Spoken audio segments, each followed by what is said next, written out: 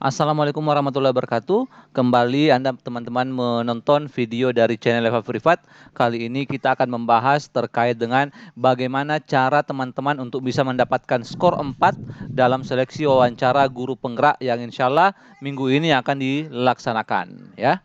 Oke, jadi ada beberapa teknik dalam wawancara ya yang sesuai dengan harapan asesor sehingga kita bisa mendapat skor 4 gitu ya. Ada perilaku-perilaku tertentu yang harus ditunjukkan oleh kandidat dalam cerita terkait dengan pengalamannya ya. Oke, jadi langsung saja kita bahas ya. Oke, ini wawancara itu dilakukan untuk mengetahui kompetensi pribadi kandidat ya berdasarkan pengalaman. Kenapa saya garis bawahi dan saya bold warna merah ini berdasarkan pengalaman? Karena saya melihat banyak video terkait dengan seleksi wawancara tapi tidak menjelaskan terkait dengan bahwa itu harus digali berdasarkan pengalaman ya. Nah, skor untuk penilaian wawancara sendiri itu rentangnya mulai 1 sampai 5 ya. Nah, tapi saya hanya mengatakan bahwa bagaimana caranya kita memperoleh skor 4. Karena untuk skor 5 ini sudah sangat luar biasa sekali ini ya. Ini luar biasa, bahkan berdasarkan informasi dari asesor yang menjadi narasumber saya, itu ini nilai 5 ini hampir tidak mungkin diperoleh kandidat sehingga kita hanya bermain di skor 4 ini saja ya. Skor 4 ini istilahnya sudah kuat ya. Ini kuat. Kalau skor 3 ini kalau dalam bahasa Inggrisnya ini moderat ya atau sedang gitu ya. Moderat atau sedang. Nah, bagaimana cara memperoleh skor 4 atau skor kuat? Nah, itu yang akan kita bahas di video ini ya. Namun untuk teman-teman yang baru belum subscribe video ini, belum like, belum share, dipersilakan untuk segera subscribe, like dan share untuk memastikan ya bahwa kami terus termotivasi untuk membuat video bermanfaat selanjutnya. Nah, di video sebelumnya kita sudah membahas bahwa ada 8 kompetensi yang digali ya, ada 8 kompetensi yang digali. Yang pertama kompetensi misi dan tujuan ya. Nah, biasanya ini terkait apa motivasinya, apa tujuan hidupnya gitu ya. Ini akan bertanya apa motivasi, tujuan hidup ya, apa yang mendorong sehingga ingin jadi pengajar gitu. Nah, diceritakan pengalamannya yang kira-kira itu menceritakan terkait dengan bahwa kita sudah memiliki panggilan untuk melayani sebagai pengajar ya. Itu bisa dibuktikan dengan apa? Sudah mendaftar di mana-mana, mendaftar guru di mana-mana gitu ya. Mendaftar guru, boleh guru tetap ya. Boleh juga honorer. Namun yang pastinya kita tidak pernah mendaftar selain guru ya. Itu artinya kita sudah terpanggil untuk menjadi seorang pengajar gitu ya. Kemudian tujuan hidup sebagai pengajar dan memberi dampak positif secara luas. Keteguhan menjalani tujuan hidup ya. Mungkin duanya ini bisa dan tiga ini bisa dijawab dengan misalkan sudah pernah honorer ya. Honorer. Kemudian gaji rendah ya. Gaji rendah tapi tetap tidak cari pekerjaan lain ya. Tidak cari pekerjaan lain. Kalau kita tidak cari pekerjaan lain ini artinya kan kita sudah menjalani tujuan hidup sebagai pengajar, ya. Seperti itu. Kalau terkait dengan tujuan hidup yang lebih luas ya, yang secara lebih luas. Nah, ini secara lebih luas ini bisa mengantarkan kita skor 4 ya. Misalkan ceritakan pada saat honor dulu, ya. Saya mengajar ya. Guru-guru lain ya. Guru-guru lain. Guru-guru lain, misalkan untuk belajar Canva misalkan ya, tingkat kabupaten ya. Ini kan sudah luas ini kalau gini ya. Ini sudah luas. Jadi yang membedakan antara skor 3 versus skor 4 itu adalah sudah ada kontribusi secara yang lebih luas. Lebih luas itu artinya lebih besar daripada hanya sekedar sekolah ya. Seperti itu yang dimaksud dengan secara lebih luas ya. Itu untuk kompetensi misi dan tujuan ya. Jadi teman-teman tentu saja harus meramu atau menceritakan pengalamannya sendiri ya yang menyangkut 3 ini gitu ya. Nah, seperti itu ya. Ini hanya contoh saja. Nah, kompetensi yang kedua adalah pengambilan keputusan. Bagaimana kita mengambil keputusan kalau kita dihadapkan dalam berbagai situasi yang mengharuskan kita memilih salah satu gitu ya. Perilaku yang diharapkan muncul itu adalah yang pertama sebelum memilih itu teman-teman harus mengidentifikasi masalah dan peluangnya. Kalau memilih A, masalahnya apa, peluangnya apa? Kalau memilih B, masalahnya apa, peluangnya apa? Ya, bukan hanya sekedar memilih, ya. Kemudian juga teman-teman harus diminta memahami informasi, ya. Kemudian mengevaluasi alternatif dan risiko. Kalau memilih A, risikonya apa? Kalau memilih B, risikonya apa? Kemudian menerapkan tindakan yang paling efektif. Dan yang terakhir adalah mempertimbangkan sudut pandang orang lain, atau ini meminta pendapat orang lain, ya. Meminta pendapat orang lain. Ini contoh sederhananya boleh saja seperti ini, ya. Pada saat mendaftar guru penggerak ini, ya, mendaftar guru penggerak itu banyak pilihan-pilihannya antara mendaftar dan tidak mendaftar gitu, ya. Nah, mendaftar guru penggerak itu mulai dulu memahami informasi terkait dengan guru penggerak, ya. Kemudian mengidentifikasi masalah dan peluang, mengevaluasi alternatif risiko. Kalau lulus kenapa, ya? Kalau lulus guru penggerak bagaimana, ya? Seperti itu. Kemudian setelah itu menerapkan tindakan paling efektif gitu, ya. Kemudian ini mempertimbangkan pendapat orang lain, bisa saja kepala sekolah, ya. Suami kalau sama-sama sudah beristri misalkan, ya, atau rekan sejawat. Nah, seperti itu, ya. Nah, ini maksudnya, ya, memilih tindakan, mengambil keputusan dari tindakan tertentu, ya, ini yang dimaksud. Nah, kompetensi yang ketiga adalah memulai tindakan. How do I start, gitu, ya. Memulai tindakan ini kalau seumpama ada masalah tertentu, ya, apa yang harus dilakukan untuk menyelesaikan masalah itu, ya. Nah, perilaku yang diharapkan asesor muncul adalah segera mengambil tindakan. Yang pertama adalah segera mengambil tindakan, ya. Misalkan saya kasih contoh, ya, misalkan di sekolah ini, di sekolah kita itu ada penumpukan sampah, ya, penumpukan sampah. Nah, selaku kandidat punya ide membuat bank sampah. Nah, ini disebut segera mengambil tindakan gitu, ya. Kemudian ini kemudian diterapkan bank sampah ini, tentu saja dimulai dengan berbicara dengan kepala sekolah misalkan, atau dengan guru-guru yang lain gitu, ya. Nah, yang ketiga melebihi ekspektasi, misalkan membangun kerjasama dengan pemulung atau dinas kesehatan, ya. Nah, itu sudah dimaksud dengan melampaui persyaratan gitu, ya, atau melebihi sasaran gitu, ya. Misalkan kerjasama, ya, kerjasama atau kolaborasi, ya. Kolaborasi dengan dinas dan misalkan pemulung, ya, sekitar sekolah. Nah, ini seperti ini, ya. Ini disebut dengan memulai tindakan, ya. Bisa memulai tindakan ketika ada masalah. Memulai tindakan yang tujuannya untuk menyelesaikan masalah tanpa menunggu diperintah, ya. Ini idenya adalah inovasi atau ide sendiri, ya. Ide sendiri, ya. Seperti itu, ya. Nah, itu untuk memulai tindakan. Selanjutnya adalah membangun kerjasama yang positif, ya. Nah, ini membangun kerjasama yang positif. Kalau kita sedang wawancara itu, boleh saja satu pengalaman itu menghasilkan lebih dari satu kompetensi, ya. Misalkan tadi pengalaman terkait dengan sampai menumpuk itu, ya. Nah, itu saya lanjutkan di sini. Itu mencari peluang kolaborasi dengan pihak-pihak yang dapat memfasilitasi. Nah, misalkan, ya, itu dengan kantor dinas kebersihan tadi, ya. Dengan kantor dinas kebersihan. Nah, dengan pemulung misalkan tadi, ya. Dengan pemulung, ya. Kemudian memperjelas tujuan kolaborasi, ya. Memperjelas tujuan kolaborasi tadi kepada pemulung dengan ini, ya.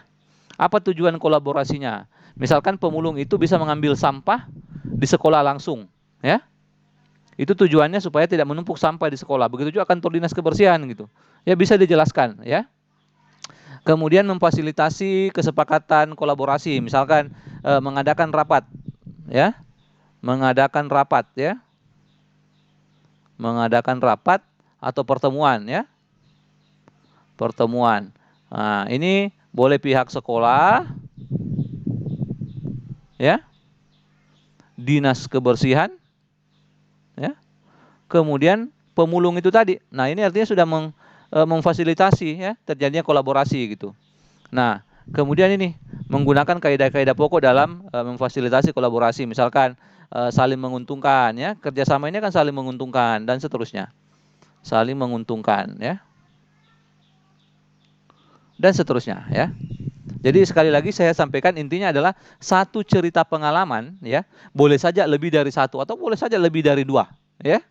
Eh, Perilaku yang atau kompetensi yang bisa digali ya. Asesor akan sangat senang menurut saya jika ada satu cerita yang dari situ tidak perlu bertanya banyak lagi. Nah, kembali cerita yang tadi, nah, pada saat itu ini gitu ya. Ada seperti itu ya. Kemudian selanjutnya setelah membangun kerjasama yang positif itu adalah terkait dengan pembimbingan ya. Yang dimaksud dengan pembimbingan sudah dijelaskan sebelumnya, yaitu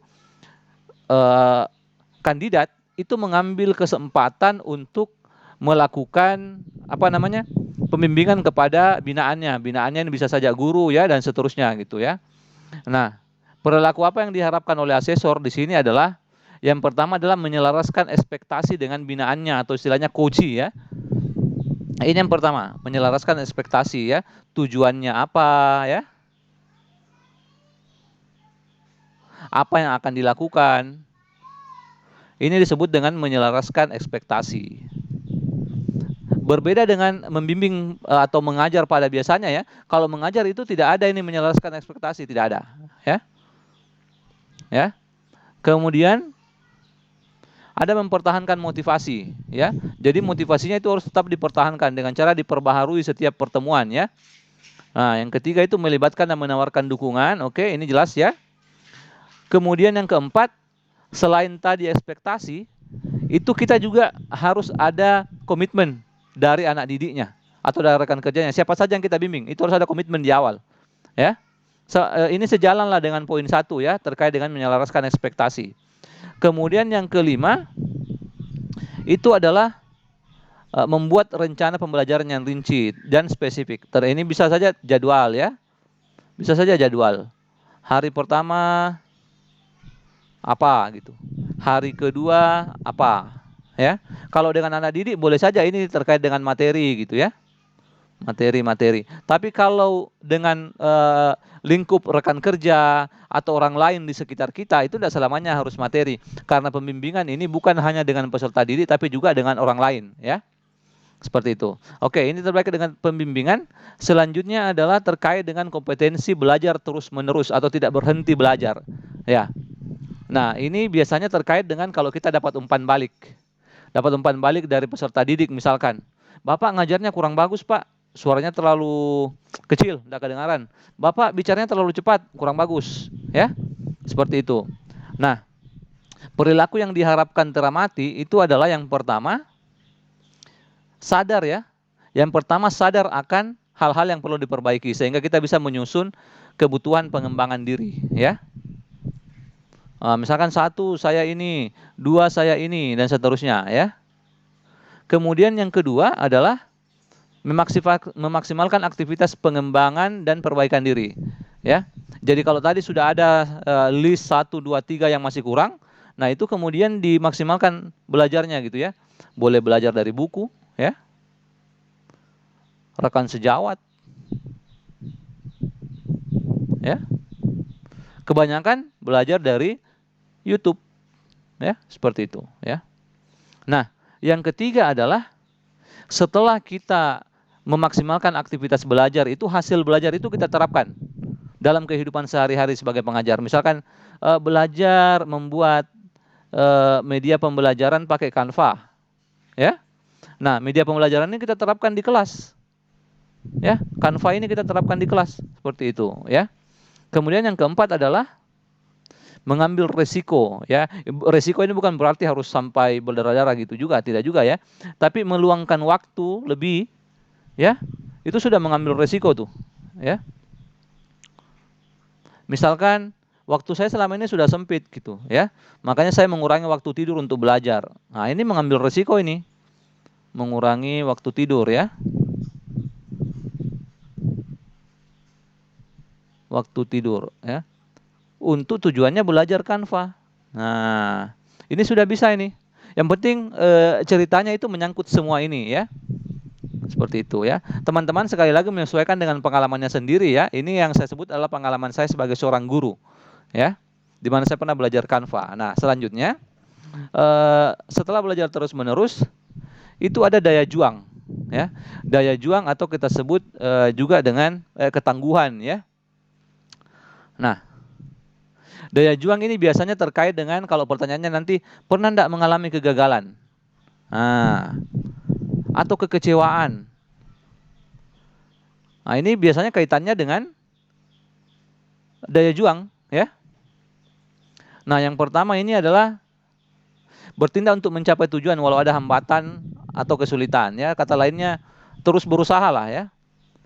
Terus berusaha. Meskipun sudah gagal, ya dicoba lagi berikutnya, boleh ya.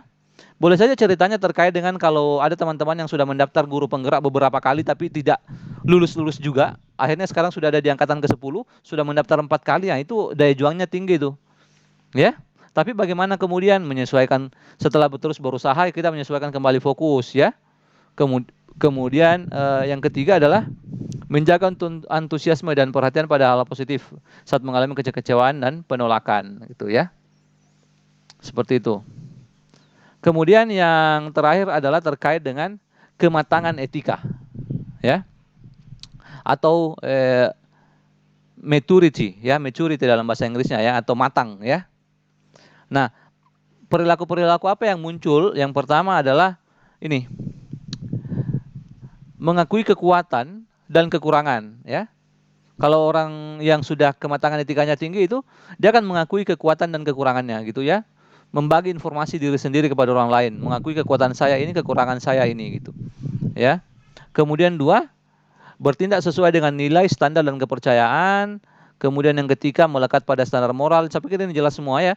Bertindak sesuai dengan prinsip dan keyakinan luhur. Biasanya ya, ini pertanyaannya terkait dengan pernahkah Anda melihat ya? Melihat atau mungkin diminta ya melakukan sesuatu